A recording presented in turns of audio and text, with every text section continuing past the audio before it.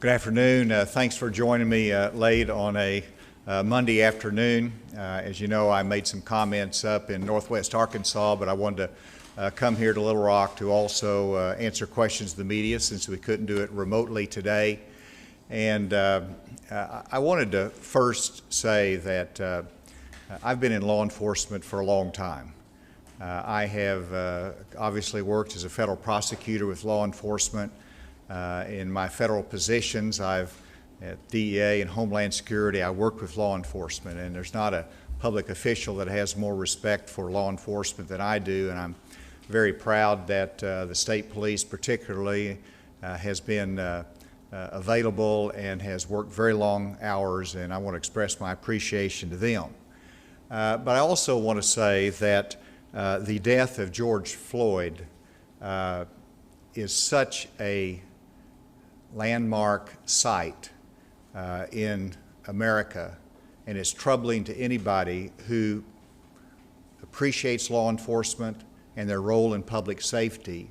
And to see the death in such a way when George Floyd is crying out, "I can't breathe, I can't breathe," you understand the outrage that the American people feel, the outrage that I feel, the disappointment that we have in law enforcement officers that are sworn to uphold the law, and yet they cross every line and they abuse the system.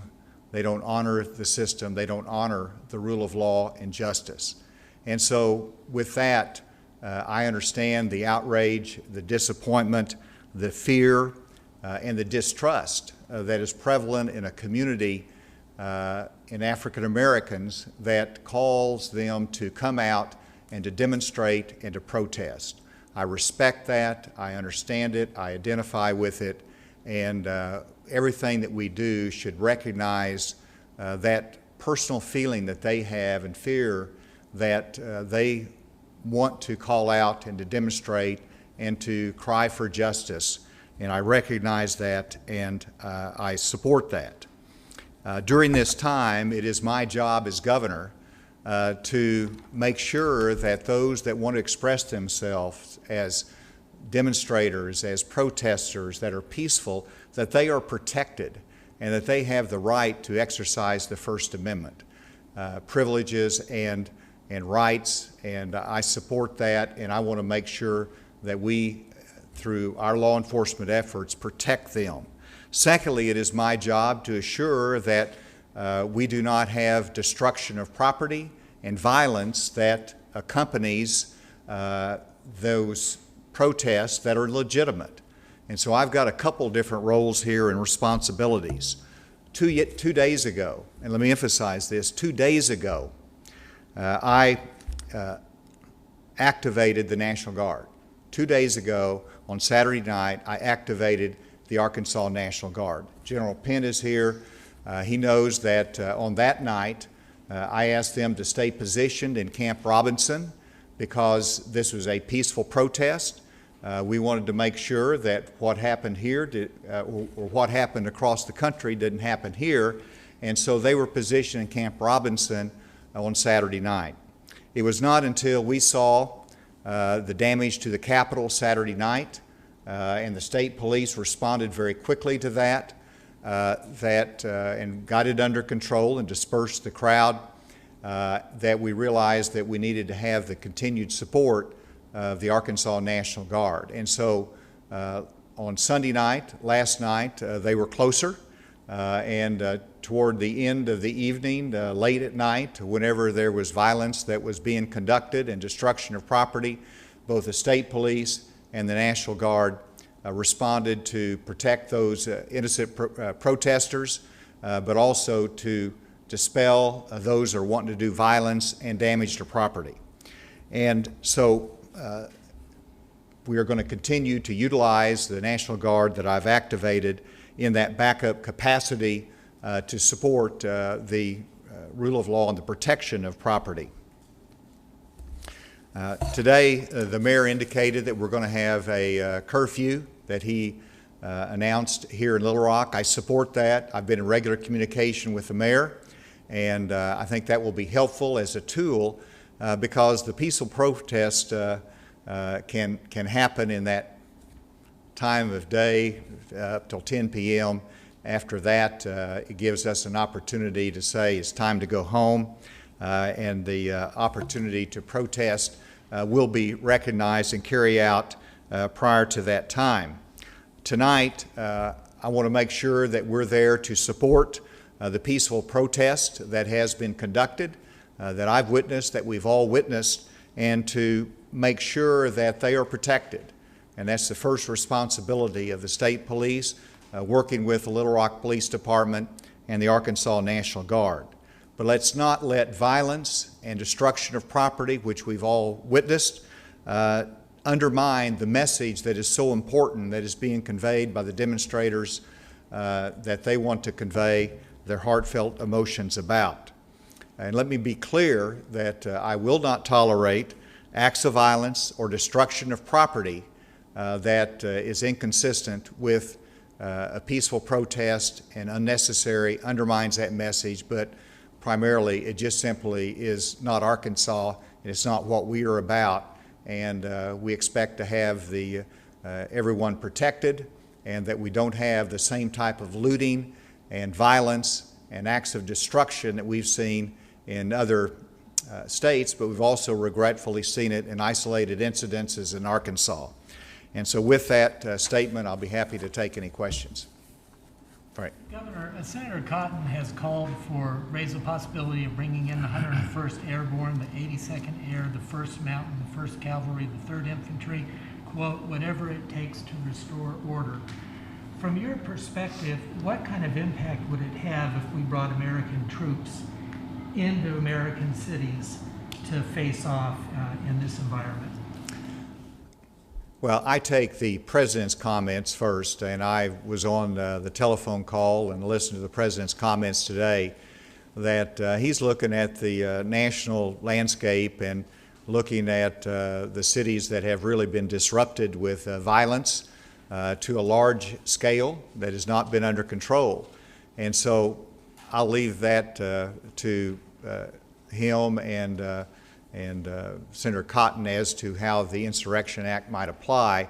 I worry about Arkansas, and in terms of Arkansas, this I look at as a civilian law enforcement responsibility with the backup of the Arkansas National Guard that is on state status, and we are intent on making sure that that destruction and violence does not occur here, and we believe that we can handle that with the resources that we have and with the intent of our protesters to be peaceful, which is 90% of those that are out there are demonstrating in that fashion. So I don't see that as having application to Arkansas. I don't see that it being necessary for Arkansas, and it's not something that we need. What will happen if people are out past the curfew tonight after 10 o'clock? What's going to happen? What kind of rules will be enforced? Well, first, the responsibility is first with the Little Rock Police Department and the city. And, there's cities all across Arkansas, and we had demonstrations in Conway. We might have one in Bentonville, Jonesboro, West Memphis. And so it's local law enforcement that has the first responsibility to enforce a local ordinance or a curfew. We're there to back up the Little Rock Police Department as requested. We are there to protect the Arkansas Capitol, and we don't want the flag taken down either, by the way. And so we're there to protect the Capitol. We're there to make sure that's not defaced, and then to respond as needed to the Little Rock Police Department.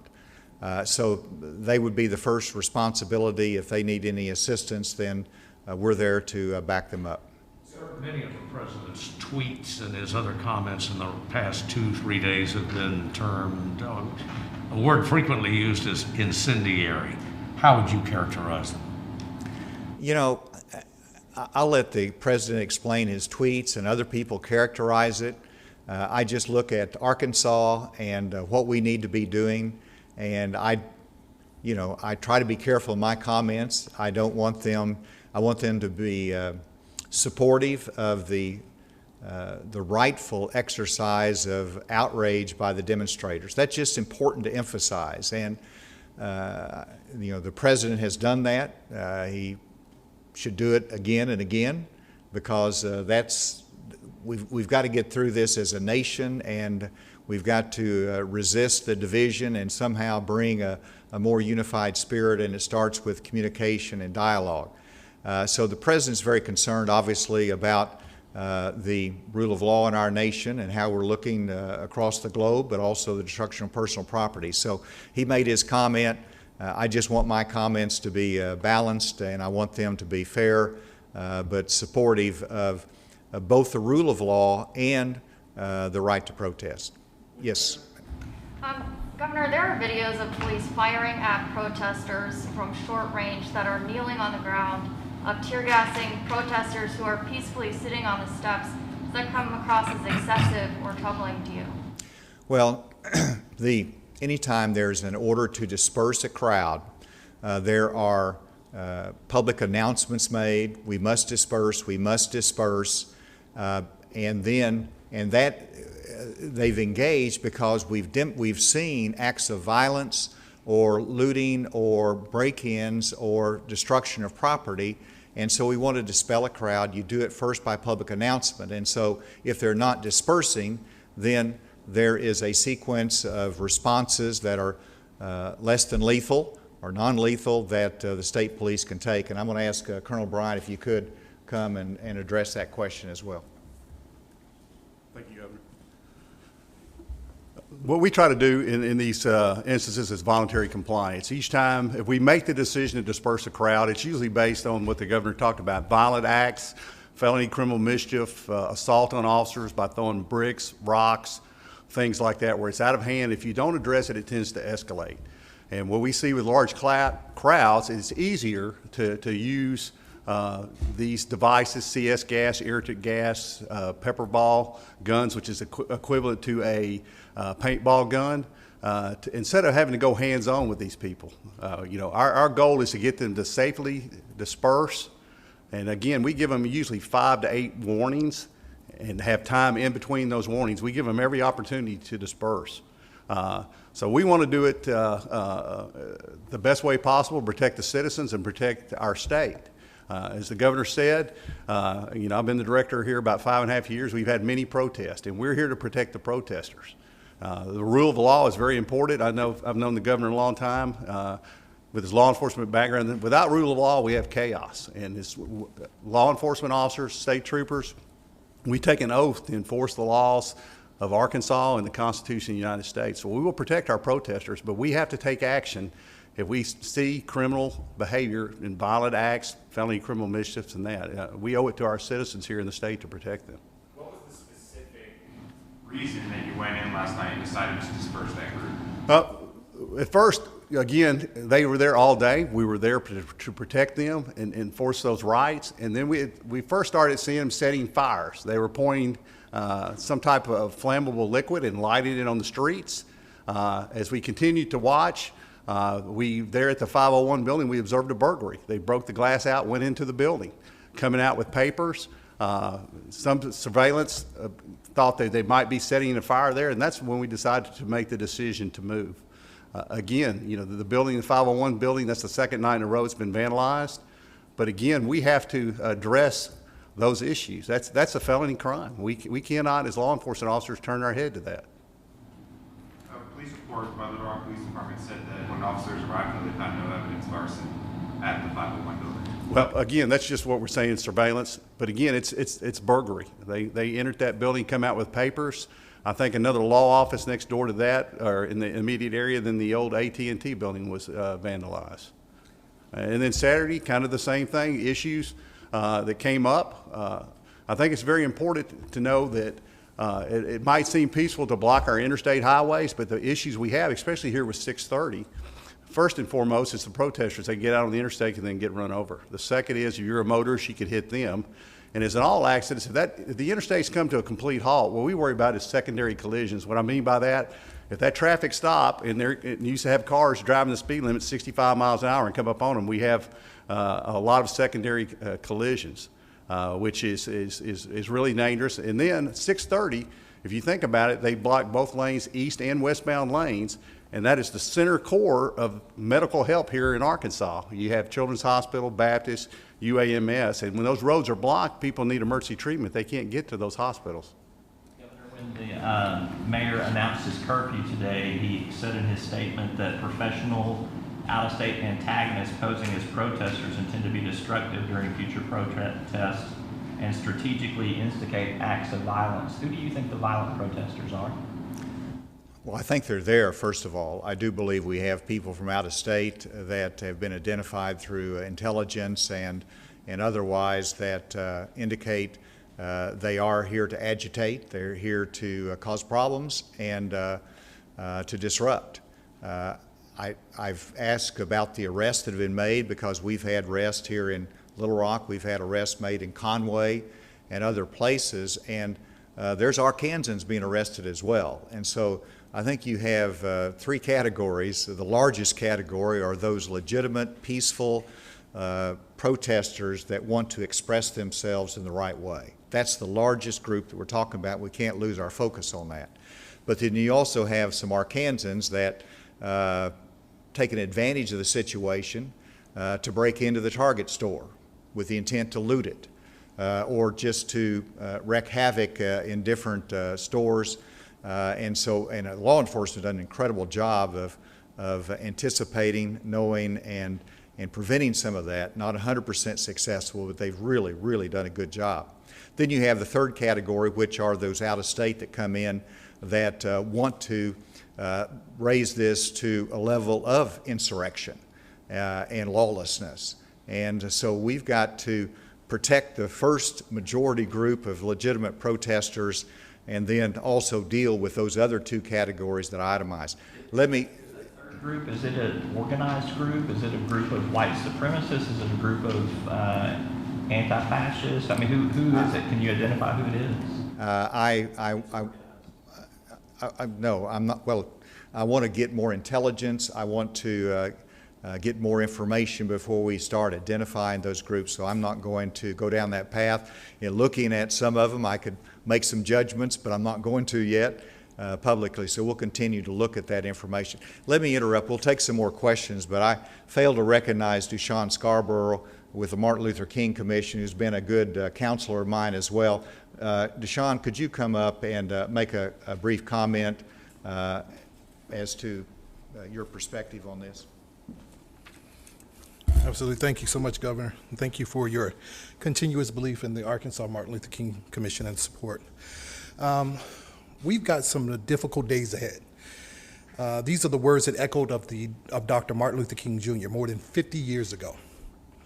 They still ring true today as our world, our nation, are in the midst of a global pandemic and experiencing insurmountable loss of life. This is not only an African-American problem, but a human problem. You know, violence in our society has remained constant. And during Dr. King's time, violence played out on television, black and white TVs, as many of you remember. But in our generation, it plays on social media, often in real time, reaffecting old wounds. It causes us to question our positions as we ponder the state of our country, race relations, and the progress that we've made in the generation of 50 years ago since the death of Dr. Martin Luther King Jr. We acknowledge that our nation is hurting right now because of the death of George Floyd. The loss of human life is difficult to deal with in any situation. These painful images, played and looped on every news station throughout the world, will never be erased from our consciousness. We're all concerned and hurt, and we all should be concerned. As a father and a black man, I have to be vulnerable and say that this hurts. It hurts me, and it hurts my community. The Arkansas Martin Luther King Jr. Commission has formed several viable partnerships with law enforcement agencies across the state who have served at several events in the past. We have worked hand in hand with these agencies to spark community dialogue and build relationships throughout the state. However, the recent events surrounding the death of George Floyd has damaged the community's confidence in our law enforcement and our justice system. As a result, many of our races, all ages, all backgrounds in cities across the United States have taken it to the streets to express their frustration. This again hurts our community. I understand your pain.